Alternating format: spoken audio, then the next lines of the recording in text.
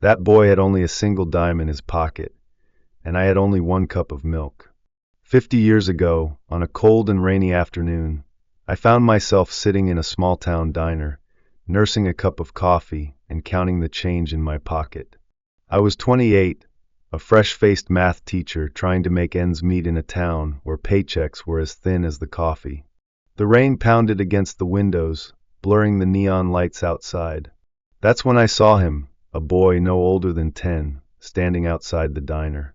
His clothes were too thin for the weather, his shoes worn to the sole.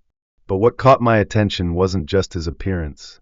It was the way he stared at the food inside, his blue eyes filled with a longing no child should ever have to feel. After a few hesitant moments, he finally pushed open the door, his small frame shivering as he stepped inside. He walked straight to the counter and looked up at Frank, the gruff but good-hearted diner owner. "Excuse me, sir," the boy said, his voice barely above a whisper. "How much is a cup of milk?" Frank wiped his hands on his apron and sighed. 15 cents. The boy's tiny fingers dug into his pocket, pulling out a few coins. He counted them carefully, his lips moving as he added them up. Then his face fell. "I only have a dime," he mumbled. Frank shook his head. "Not enough, kid." The boy turned to leave, shoulders slumped in defeat. My heart ached at the sight. I knew that kind of hunger. I had been there myself once, too proud to beg, too poor to buy.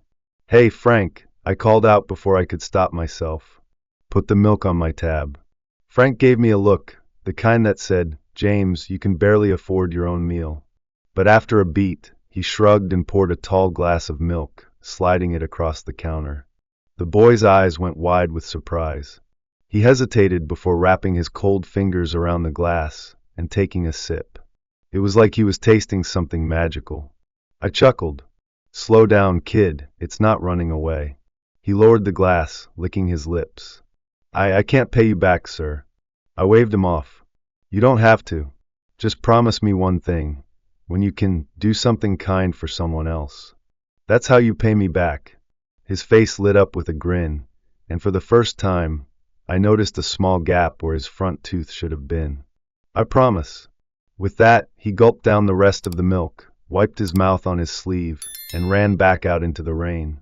I watched him go, feeling oddly satisfied. And then as quickly as it happened, I forgot about it. Or at least, I thought I did. 50 years later, life had caught up with me in ways I hadn't expected. Retirement wasn't as peaceful as I'd imagined.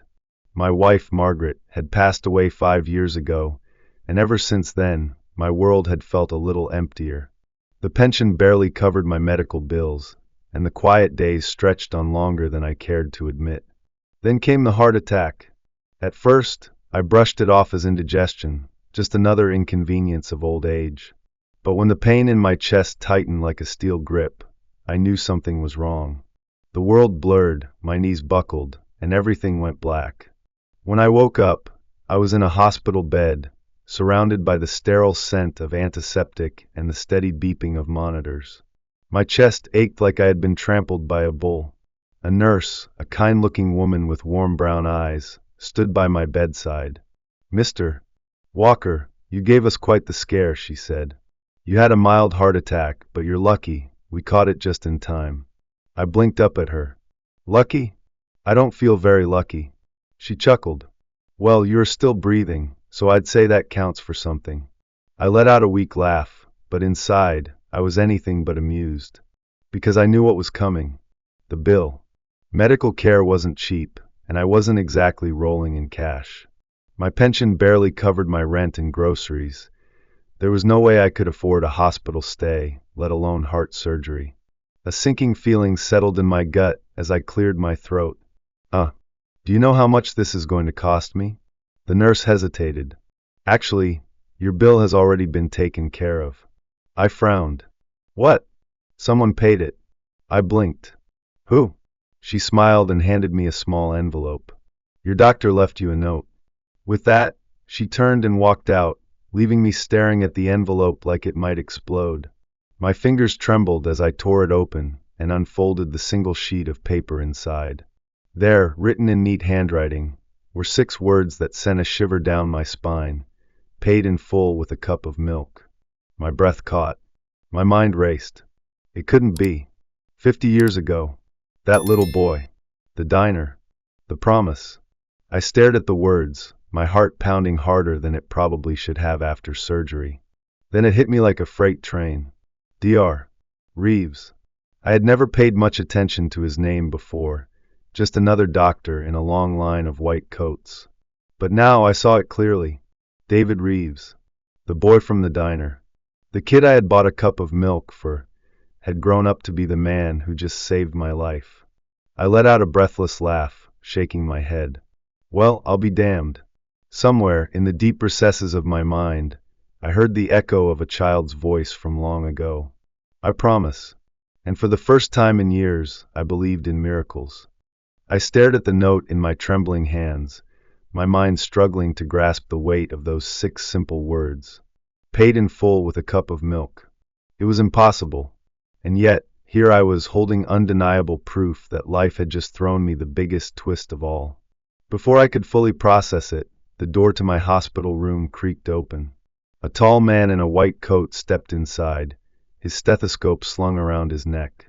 He had salt and pepper hair, sharp blue eyes, and a confident yet kind demeanor, the kind that made you trust him before he even spoke. Mr. Walker, he said with a warm smile. It's good to see you awake. I swallowed hard, still gripping the note. Dr. Reeves? He nodded, stepping closer. But you knew me by a different name a long time ago. Back then, I was just David, the hungry kid staring at a glass of milk. A laugh, half disbelief, half sheer amazement, escaped my lips. I'll be damned. It is you. He chuckled, pulling up a chair beside my bed. It is. I studied him, trying to find traces of the boy I had once helped. And then there it was, the same deep blue eyes, the same gentle but determined look. But how? I asked, still struggling to connect the dots. How did you recognize me? David leaned back, crossing his arms. To be honest, I didn't at first. I was reviewing patient files when I saw your name, and something about it felt familiar. But it wasn't until I walked into this room and saw you that it all came back. I shook my head in amazement. 50 years. You actually remembered. How could I forget? His expression softened. That day changed my life, Mr. Walker. I don't think I ever properly thanked you. I waved him off. Son, it was just a cup of milk. David exhaled, shaking his head. No, it wasn't.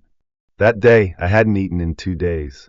My mother was sick, my father had left, and I felt like I was completely alone in the world.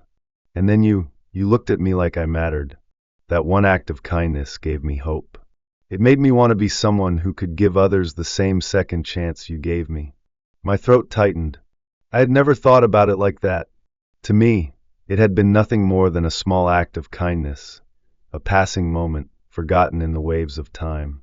But to him, it had been life-changing. David smiled. I promised you that day that I'd pass it on. Well, I did. Every patient I treat, every life I save, in a way, that promise is still being kept. I felt a lump form in my throat. Well, I'd say you went above and beyond, son. He grinned. So are we even now? I let out a chuckle. Even? You just saved my life. I think you might have outdone me. He laughed. Fair enough. But let's just call it a full circle moment. I nodded, a slow smile spreading across my face. Full circle indeed. For the first time in a long while, I didn't feel like just an old man watching the world pass him by. I felt seen, remembered, valued, and that was worth more than any medical bill in the world. A week later, I was sitting in a wheelchair near the hospital entrance, waiting for my discharge papers. I had spent the last few days replaying everything over and over in my mind. Fate, destiny, karma, call it whatever you want, but I couldn't shake the feeling that something bigger than both of us had been at play. David walked up, a folded piece of paper in his hand. Before you go, I have one last thing for you, he said, handing it to me. I unfolded it carefully. It was an official hospital statement, stamped and signed. Patient, James Walker, total amount due, $0. I blinked. Then I noticed the handwriting at the bottom, David's. Some debts can never truly be repaid. Thank you for everything, Mr. Walker. I looked up at him, shaking my head. You really didn't have to do this. His smile was knowing. I wanted to. I let out a slow breath, overwhelmed. You sure you don't want me to at least buy you a cup of coffee or something? He chuckled.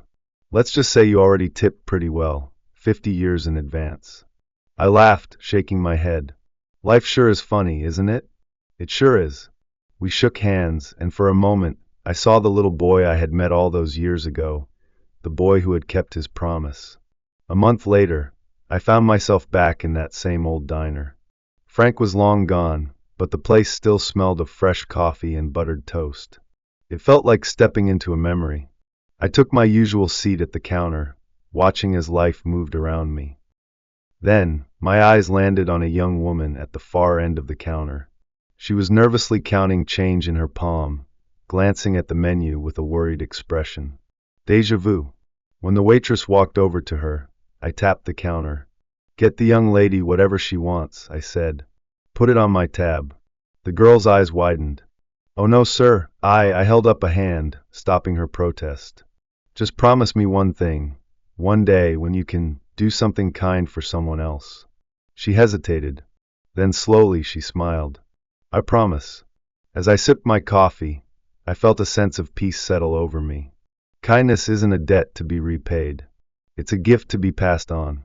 And as long as we keep passing it forward, the world will always find a way to bring it back again.